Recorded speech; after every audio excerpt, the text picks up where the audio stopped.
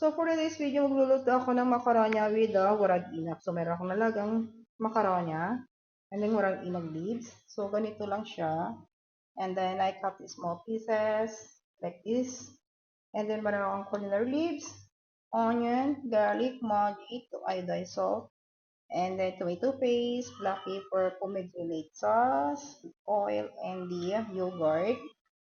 So, yan lang muna. So, I will start.